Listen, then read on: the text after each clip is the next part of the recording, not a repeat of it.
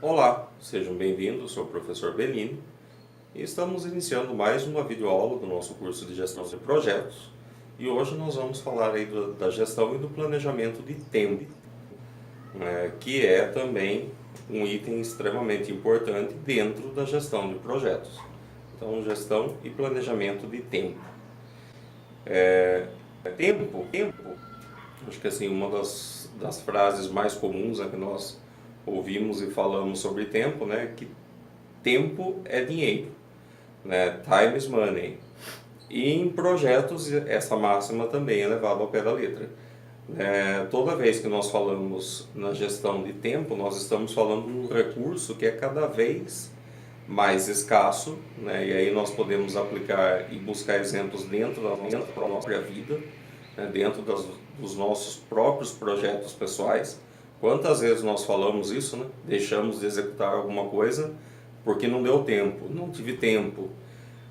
E hoje nós vamos ver um pouquinho, criticar um pouco essa falta de tempo, né? Não a crítica no sentido pejorativo, mas assim, crítica no sentido de buscar soluções, né? Que por muitas vezes o problema também não é somente a falta de tempo, é a falta do planejamento, né, desse tempo. É não se perder com coisas que não têm importância, né? Não gastar recursos com algo que não precisa ser feito naquele momento, né? Ou que de repente nem sequer precisa ser feito mesmo, né? Então esse estudo, né, dentro do planejamento de tempo é o que nós vamos discutir um pouquinho hoje aqui.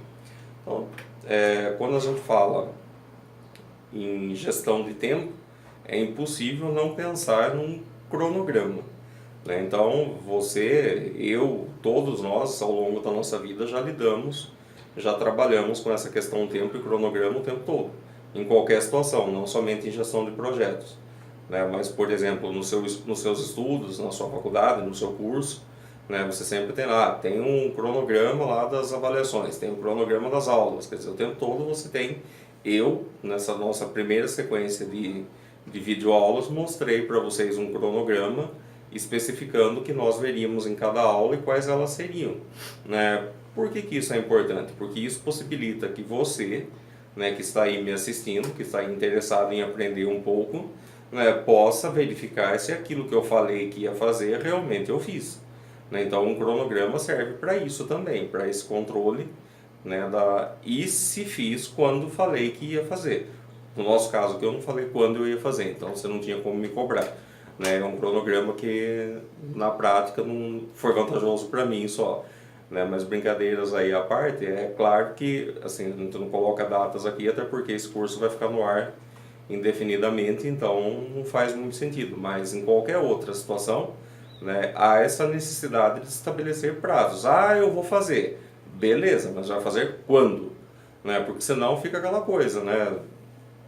Eu vou fazer um dia, quem sabe, talvez, e o negócio nunca acontece, né? Então, para que a gente possa estabelecer essas métricas, para que possamos, inclusive, nos cobrar, né? Acho que mais do que cobrar os outros, um cronograma serve para que a gente possa cobrar a gente mesmo, né? Se eu estou cumprindo aquilo que falei que ia fazer, né? Se a gente não tem datas, o negócio fica muito distante, fica muito vago, né? Então, assim, quando eu fizer tá bom, quando fizer tá feito. E aí, de repente, a coisa não acontece nunca, né? Então, é isso que não pode acontecer dentro de um projeto, por isso que a gestão de tempo é algo que merece aí uma videoaula, um capítulo à parte, né, dentro dessa questão da gestão de projetos. Então vamos lá, definindo as atividades. Quando eu penso num cronograma, quando eu penso em gestão de tempo, eu estou falando das atividades, né, que eu vou desenvolver. Então, assim, cada uma das atividades que precisam ser realizadas, elas vão precisar de uma data, elas vão precisar de definições. Então, acho que já deu para começar a perceber também que os conteúdos dessas nossas videoaulas, eles se interrelacionam, né? Na videoaula passada, por exemplo, nós falamos bastante na questão da estrutura analítica de projetos, né? E hoje esse assunto volta, no entanto, interligado com um cronograma. É que normalmente os cronogramas eles são feitos com base nessa estrutura analítica, que são as menores unidades de entrega dentro de um projeto, né? Então eu vou pegar cada uma dessas unidades e vou colocá-la dentro de um cronograma, dentro das fases de um cronograma, E aí, naturalmente, definindo as datas para início e término. E aí, isso vai me dar um refinamento de controle, né? Já falamos esse termo aqui várias vezes também, né? Mas é extremamente importante e dado aí ao nível cada vez mais sofisticado e profissional de controle dos projetos, não dá para fugir disso. É impossível controlar um projeto, fazer a gestão de um projeto sem o planejamento da gestão de tempo. O sequenciamento dessas atividades. Toda vez que eu penso na gestão de tempo, eu tenho que sequenciar as N atividades que eu vou desenvolver nesse meu projeto, né, de uma forma organizada e lógica, que eu possa estabelecer uma sequência de passos. Quando a gente fala em gestão de tempo, de projetos também, é muito difícil nós conseguirmos dissociar, né, esse conceito de um software, de uma ferramenta que nos auxilie na elaboração desse cronograma e no controle desse tempo, né? Você pode fazer isso manualmente, né? Claro que pode, mas vai te dar muito mais trabalho e naturalmente esse controle não será tão eficiente quanto utilizando uma ferramenta. Então, assim, futuramente nós podemos até fazer uma videoaula específica aí falando só sobre ferramentas para gestão de projetos, né? Existem algumas clássicas, existem alternativas, né? Você não precisa se preocupar somente com a ferramenta clássica, que é a mais cara, que é mais completa. Existem excelentes ferramentas gratuitas, né? E não estou falando de produto pirata, não, é gratuita mesmo, software livre, né? E outras ferramentas de código aberto que podem te auxiliar muito na gestão. E eu aconselho, né, fortemente que você use algumas dessas ferramentas, vai facilitar muito. Nós vamos dar exemplos aqui hoje de gráficos, de, né, cronogramas, utilizando uma dessas ferramentas gratuitas, tá? E depois a gente pode falar sobre ela futuramente. Bom, desenvolvimento do cronograma, né, é uma análise dos recursos necessários, restrições de cronogramas, durações e sequências, né, das atividades para criar o cronograma, né, do meu projeto. Então eu tenho lá tudo aquilo que eu vou precisar, que eu já defini nos meus objetivos, que eu já estruturei na minha estrutura analítica de projetos, eu vou passar então para o meu cronograma, né, de uma forma, um sequenciamento lógico, né, e se houverem restrições, a gente já vai falar o que podem ser essas restrições, eu também defino no meu cronograma.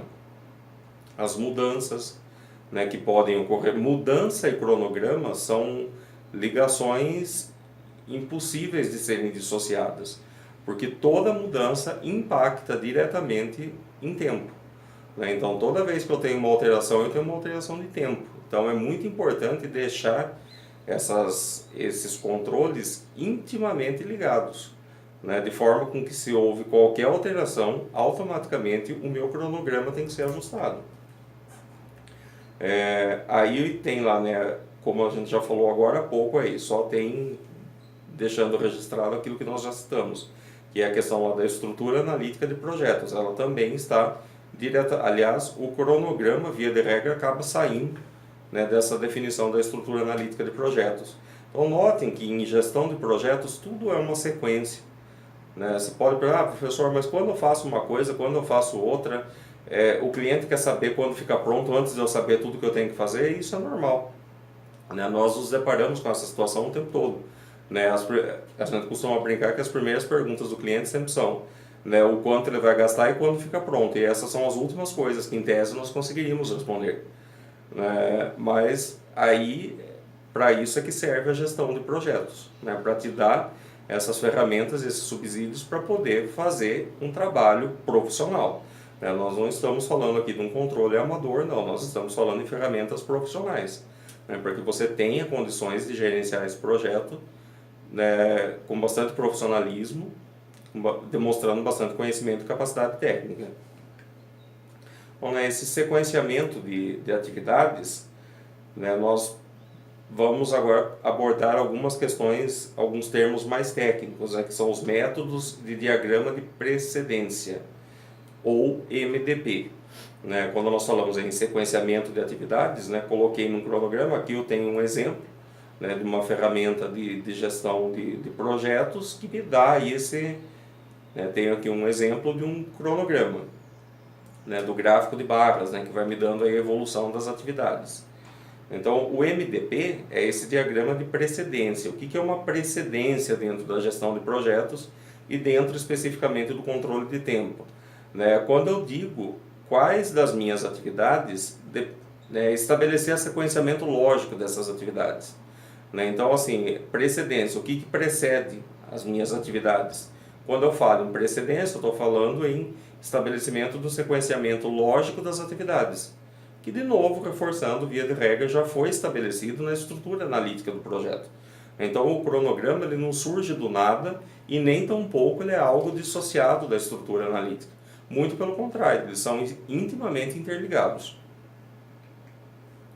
E quando eu falo aí nessas dependências, né, as tarefas predecessoras, que inclusive é o termo com que normalmente, né, os softwares de gestão de projetos eles trabalham, você tem lá quais são os predecessores. Né, é exatamente isso. Então veja que assim, muitos dos conceitos teóricos que nós estamos vendo aqui, a partir de que talvez essa videoaula comece a ficar mais claro. Né, dentro de um software de gestão de projeto, o que significa. Então, quando você tem lá, vou citar nomes aqui, até porque, né, a nossa videoaula não tem fins, né, qualquer outro fim que não o didático, mas, por exemplo, talvez mais conhecido que é o Project. Ele trabalha lá exatamente com esse termo, né, de predecessores, tarefas predecessoras. O Open Project é a mesma coisa. O Open Project foi a ferramenta que eu utilizei, né, para montar esse nosso exemplo aqui, é a que eu utilizo em projetos mesmo. Tá? Então, eu tenho lá. As predecessoras elas podem ser de que tipo? Do término para início, ou seja, a iniciação da atividade sucessora depende do término da predecessora. Talvez sejam os tipos mais comuns, né? Ou seja, quando eu termino uma atividade, eu começo a outra. Né? Quando eu tenho lá uma sequência de atividades, A, B e C, por exemplo. Quando eu terminei a minha atividade A, eu posso iniciar a atividade B.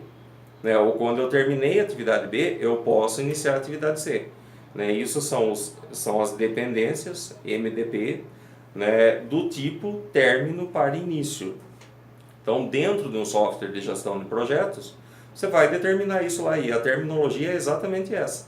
Né, você diz lá, né, qual é o tipo de dependência e vai estabelecer se ela é de término para início, de término para término. Né? E aí a própria ferramenta vai te montando esse gráfico de barras, né, dessas atividades e vai deixando de uma forma visual um entendimento muito fácil, né, muito visual mesmo do que está acontecendo e em qual momento está acontecendo.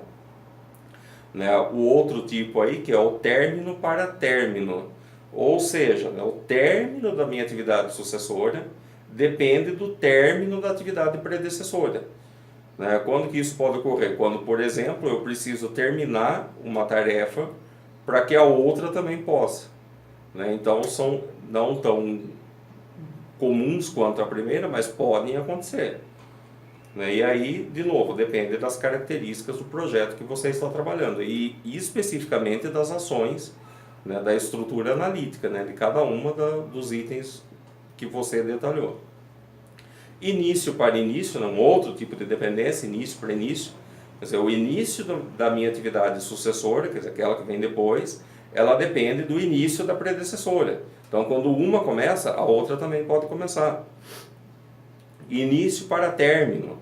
O término da atividade sucessora depende do início da predecessora. Então, às vezes isso é meio confuso, né? Mas depois em exemplos que nós vamos trabalhar fica um pouco mais fácil de visualizar. A mais comum, né, é o término início. Acho que talvez seja que nós mais utilizamos, pelo menos em boa parte dos projetos das tarefas, é a que nós mais utilizamos. Aí, continuando ainda um pouco falando sobre as dependências, determinações de dependências, né, tem as dependências que são obrigatórias. Então, são o que são dependências obrigatórias? São aquelas inerentes à natureza do trabalho. Né, e elas frequentemente envolvem limitações físicas. Então, é inerente à realização do trabalho, faz parte, né, não tem jeito, são dependências obrigatórias. Dependências externas, como o nome já sugere, envolvem o relacionamento das atividades do projeto com as atividades que não são do projeto. essas são mais difíceis de serem controladas. Né? São ações que dependem de agentes externos ao projeto. E normalmente tudo aquilo que é externo eu tenho menos controle. Então essas são dependências um pouco mais difíceis de serem trabalhadas. Bom, pessoal, o assunto de tempo também é um pouco extenso, né, e toma um pouco mais de tempo. Então nós vamos utilizar a mesma técnica aqui. Nós vamos quebrar essa videoaula em duas, para que ela não fique muito cansativa para você, né, que está aí me ouvindo. Então nós vamos finalizar essa primeira parte da videoaula e voltamos daqui a pouco numa nova sequência, terminando o assunto da gestão de tempo. Então já deixo aqui de novo, como todo final de videoaula, os meus contatos. Dúvidas, por favor, entre em contato, manda por e-mail, por Skype, né? Não fiquem com dúvidas, né? Estamos aqui prontos para te auxiliar da melhor forma possível. E nos vemos daqui a pouco na sequência dessa videoaula. Até mais!